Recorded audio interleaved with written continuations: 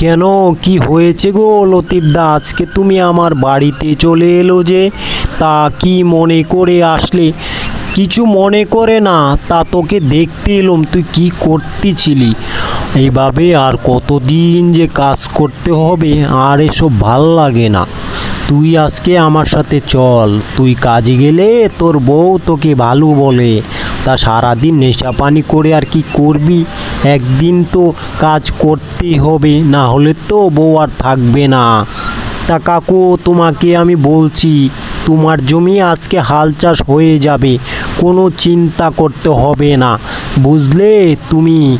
হ্যাঁ বুঝেছি, তুই যা হাল চাষ করিস না, তা দিয়ে আমার দানে খেতে ফসলই হয় না। হ্যাঁ, খালি মাটিগুলো কোনো রকমভাবে করে দিস।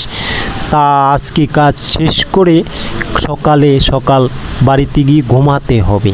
শরীরটা অতিরিক্ত ক্লান্ত হয়ে গেছে, এভাবে আর কতদিন